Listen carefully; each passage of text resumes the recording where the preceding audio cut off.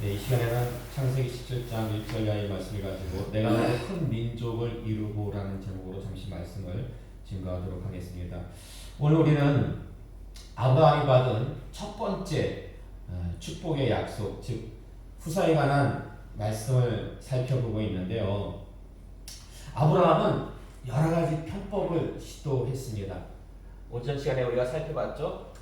롯을 양자 삼으려고 했고 하나님께서 아니다.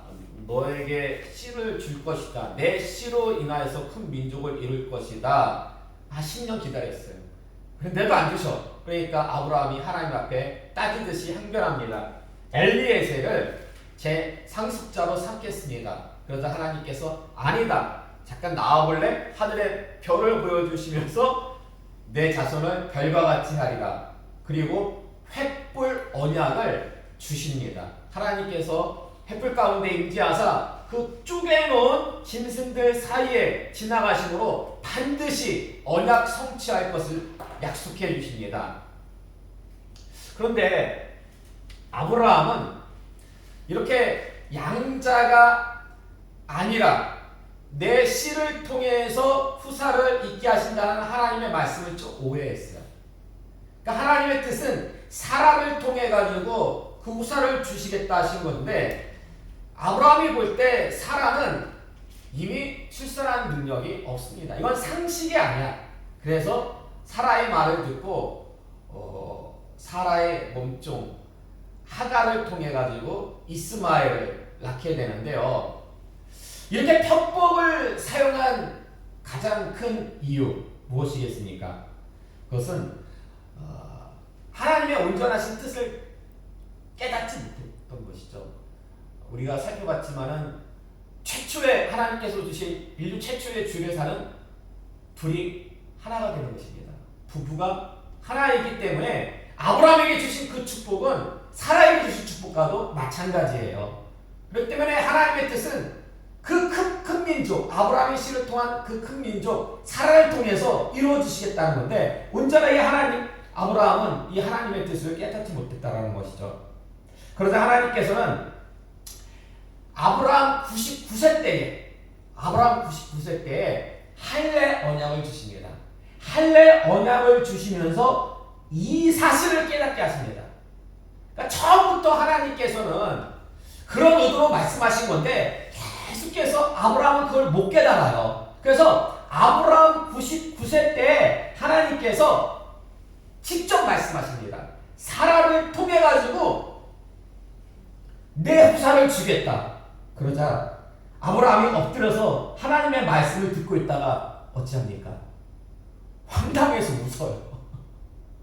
자기 나이 99세고 사라 나이 89세인데 사라를 통해서 자녀를 주겠다는 그 말씀을 듣고서는 어이가 없어서 웃습니다. 그러나 하나님은 사라를 통해서 자녀를 줄 것이고 그 자녀의 이름이 이삭이라고 자녀의 이름까지도 분명히 말씀해 주십니다. 이게 아브라함 99세 때 하나님께서 아브라함에게 할례 언약을 주시면서 언약의 말씀, 사라를 통해서 주시겠다는, 그때 아브라함은 너무 어이가 없어가지고 아브라함은 웃습니다. 자, 그리고 창세기 18장 1절 이하의 말씀 볼까요? 창세기 18장 1절 이하의 말씀 함께 공독하겠습니다. 시작. 여호와께서 마므레의 상수리 나무들이 있는 곳에서 아브라함에게 나타나시니라. 날이 뜨거울 때에 그가 장막문에 앉아 있다가 눈을 들어본즉 사람 셋이 맞은편에 서 있는지라. 그들이 아브라함에게 이르되 내 아내 사라가 어디 있느냐? 대답하되 장막에 있나이다. 그가 이르시되 내년 이맘때 내가 반드시 내게로 돌아오리니 내 아내 사라에게 아들이 있으리라 하시니 사라가 그 뒤 장막문에서 들었더라. 아멘. 이 말씀은 무슨 말씀이냐면, 이 말씀도 아브라함 99세 때 있었던 일입니다. 하나님께서 소돔과 고모라를 멸하러 가실 때에 먼저 아브라함에게 들러가지고 그걸 알려주세요. 그래서 여러분이 알다시피 아브라함이 소돔과 고모라를 위해서 중보기도 하잖아요. 근데 그때 하나님께서 재차 말씀해 주십니다. 사라가 출산할 것을 재차 예언해 주시는데, 이때는 사라가 그 장막문에서 장막 뒤에서 이렇게 우연히 들었는지 그 말을 듣고서는 웃어요. 웃어. 예. 왜 웃었을까요? 너무 기뻐서 웃었을까요? 너무 어떻게 보면 어이가 없으니까. 너무 어이가 없으니까. 그러니까 아브라함 99세 때에 하나님께서 소돔과 고모라를 멸하러 가실 때 들러가지고 사라의 출산 예언을 또 말씀해 주시니까 이번에는 사라가 듣고 웃어요. 웃어. 도대체 말도 안 되는 소리지. 지금 내가 지금 생리도 다 끊겼고 이런 거에 할머니가 무슨 애를 낳는다고. 그러므로 아브라함과 사라는요 이삭을 낳기 전에 2번씩이나 출산 예언 소식을 듣게 되는데요. 창세기 20장 1절에서 2절 말씀 볼까요? 창세기 20장 1절 이하의 말씀 함께 공부하겠습니다. 아브라함이 거기서 네게부 땅으로 옮겨가 가데스와 술 사이 그랄에 거류하며 그의 아내 사라를 자기 누이라 하였으므로 그랄람 아비멜렉이 사람을 보내어 사라를 데려갔더니 아멘. 자, 요때도 아브라함 나이 99세 때 일어난 일인데 지금 아브라함이 사라를 어찌합니까? 아브라함이 사라를 어찌해요? 그랄 지역은요 블레셋 지역이에요. 그러니까 블레셋 왕에게 사라를 시집 보내요. 사라를 시집 보내요. 이게 다 아브라함 99세 때 있었던 일이에요. 아브라함 99세 때에. 근데 여러분 뭐가 좀 이상하지 않습니까? 아니 아브라함은 왜 이렇게 행동한 걸까요? 분명히 하나님이 2번씩이나 사라가 출산할 것이다. 이 말씀을 2번씩이나 예언해 주셨어요. 근데 정작 아브라함은 사라를 시집 보내요. 왜 이렇게 행동할 건가? 자, 창세기 12장 10절 이하의 말씀 볼까요? 창세기 12장 10절 이하의 말씀 함께 공부하겠습니다. 그 땅에 기근이 들었으므로 아브라함이 애굽에 거류하려고 그리로 내려갔으니 이는 그 땅에 기근이 심하였습니다. 아브라함이 애굽에 이르렀을 때에 애굽 사람들이 그 여인이 심히 아리따움을 보았고 바로의 고관들도 그를 보고 바로 앞에서 칭찬하므로 그 여인을 바로의 궁으로 이끌어 들인지라. 아멘.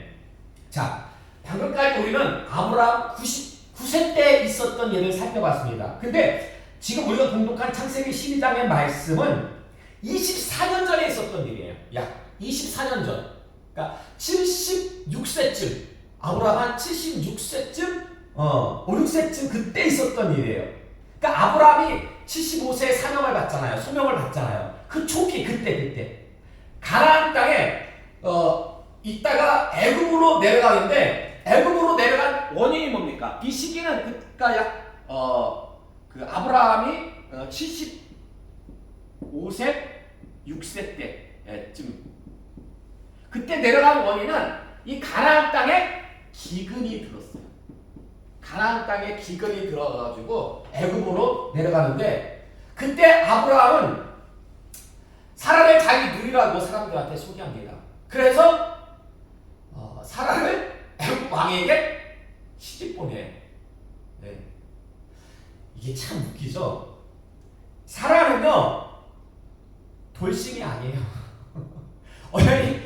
남편이 있는 몸이에요. 그럼에도 불구하고 사라는요 이혼도 하지도 않고 시집을 3번이나 간 여자입니다. 아브라함이 한 번 갔죠. 애굽 왕한테 한 번 갔죠. 블레셋 왕이 한 번 갔죠. 이런 경우는 아마 인류 역사상 없을 거예요. 돌싱이 아니고 이혼한 경험도 없는데 시집을 3번씩이나 간 경우는 이런 경우는 아마 인류 역사상 이런 경우는 없을 거예요. 아주 특이한 케이스고 사실 뒤에서 하나님이 또 버티고 계셨기 때문에 무사한 거지. 이거 엄밀히 말하면은요 뭡니까? 이거 사기죄예요. 사기죄. 부부 사기당이에요. 근데 애굽의 경우하고 24년 전에 있었던 지금 99세 때에 블레셋 왕에게 시집 보낸 그 이전에 24년 전에 애굽의 경우는 약간 차이가 있습니다. 애굽의 경우는요 그때 소명받았을 초기였어요. 우리 식으로 따지면은 믿음이 새신자 믿음이었어요. 이렇게 표현할 수가 있죠. 쉽게 얘기하면 새신자 믿음이었어요. 그리고 기근으로 인해 가지고 어떤 자연재해의 결과이기 때문에 어느 정도 정상 참작의 여지가 있다 없다? 어느 정도 정상 참작의 여지가 있잖아요. 아니 새신자들은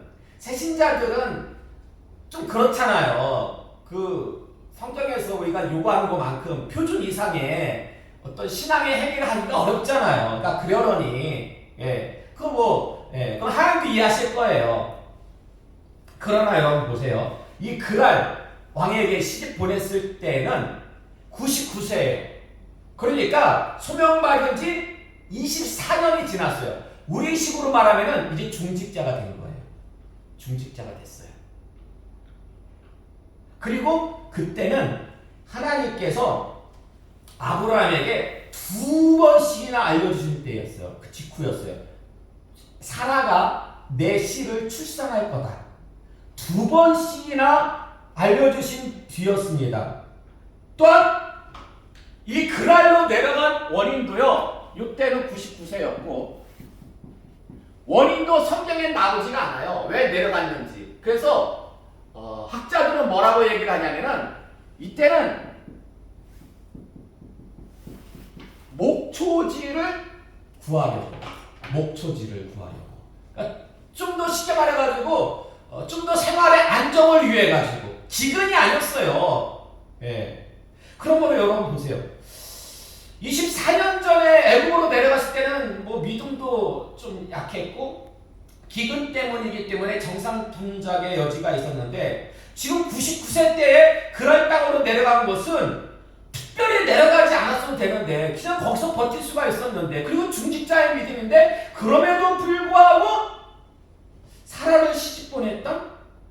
왜 24년과 같은 아니 어찌 보면 그보다 못한 실수를 갖다가 반복하고 있는 이유가 도대체 뭘까? 왜 2번씩이나 그 예언의 말씀을 듣고도 왜 굳이 그랄 땅으로 내려가지고 이런 어려움을 갖다가 자초한 것일까? 궁금하지 않아요? 자, 저는 정확하게 그 답을 알고 있습니다. 정확한 답을 알고 있어요. 여러분 정답이 궁금하십니까? 정답이 궁금하시면요 꼭 천국 가세요. 정답은 천국에 있습니다. 가셔가지고 아브라함한테 직접 여쭤보세요. 그게 정답이에요. 성경에 안 나와있기 때문에 여러 가지 추측의 말씀을 드릴 수가 있지만 정확한 것은 자 결론을 말씀드릴게요. 하나님이 7가지 축복을 약속하셨잖아요. 아브라함에게 주신.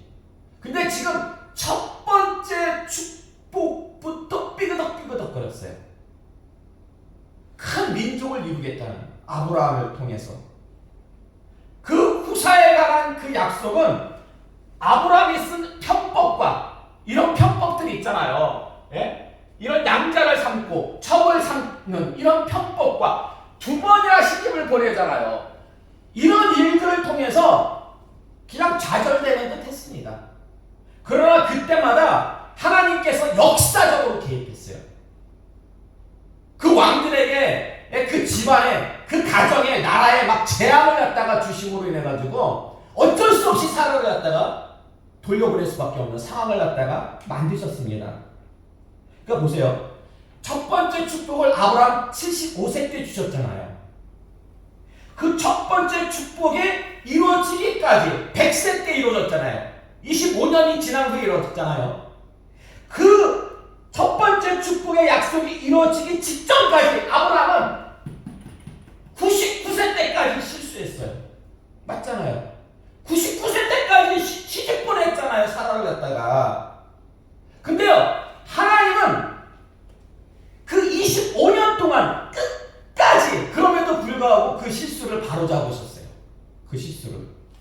그러므로 여러분 명심하시기 바랍니다. 우리가 믿음의 조상 하다 보니까 아브라함이 너무 제가 볼 때는 과대포장이 되어버렸어.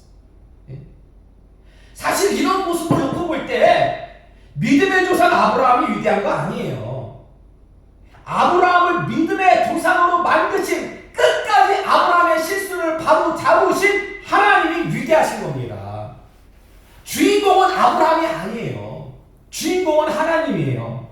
사실 하나님의 열심이 이 모든 것을 가능케 했는데요. 정말 중요한 것은 하나님의 위대하심과 하나님의 열심, 그 모습이 지금 이 순간에도 우리 가운데 역사하신다는 것입니다.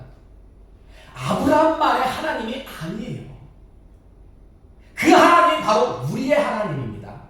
아브라함을 통해서 역사하신 하나님이 지금 우리를 통해서도 역사하신다라는 것입니다. 그래서 아브라함에게 분명히 약속하셨잖아요. 7가지 축복을 약속하셨고, 정말 인간적으로 놓고 볼 때는 아브라함은 그 복을 받을 자격이 없어요. 아니 그렇게 실수하고 그렇게 편법을 쓰는데, 그러나 하나님은 약속하셨기 때문에 끝까지 개입하셔가지고. 근데 중요한 것은요, 우리에게도 하나님께서 약속하셨어요. 우리에게도. 우리가 이 어려운 마라와 같은 악을 골짜기 같은 이 시험을 걷는 동안에 하나님께서 분명히 말씀을 통해서 신명기 1장 11절의 말씀을 통해서 내가 너희에게 천배의 복을 주겠다고 하나님이 우리에게 약속하셨다는 것입니다. 그러므로 여러분, 그 약속은요 내가 이루는 거 아니에요. 하나님이 이루십니다. 하나님이 이루십니다. 예전 오전에 아까 그 지사님 태우고 오면서 지사님 지금 막 마음 가운데 하고 그 이제 새로운 사업을 갖다가 해야 될까 말아야 될까, 예. 또 그런데 여러분, 사람을 마음을 지으신 분도 하나님이에요. 그래서 그 마음에 어떤 생각을 넣어주시는 분도 하나님입니다. 예. 기도해가지고 그게 하나님의 뜻이라면 순종하시기 바랍니다. 순종하면은 하나님께서 반드시 그 일을 통해서 천배의 복을 주실 겁니다. 이제 2026년 얼마 안 남았죠. 한 달도 안 남았는데 2026년은 회개의 열매, 회복의 열매, 축복의 열매를 맺는 정말 귀한 한 해가 될 겁니다. 사실 제가 이런 설교를 작년 이맘때 했어요. 작년 이맘때 저쪽 교회에서 제가 그런 설교를 분명히 했어요. 2025년은, 그러니까 작년이니까 2024년이었죠. 2024년 12월 달에 2025년은 정말 중요한 한 해가 될 것입니다.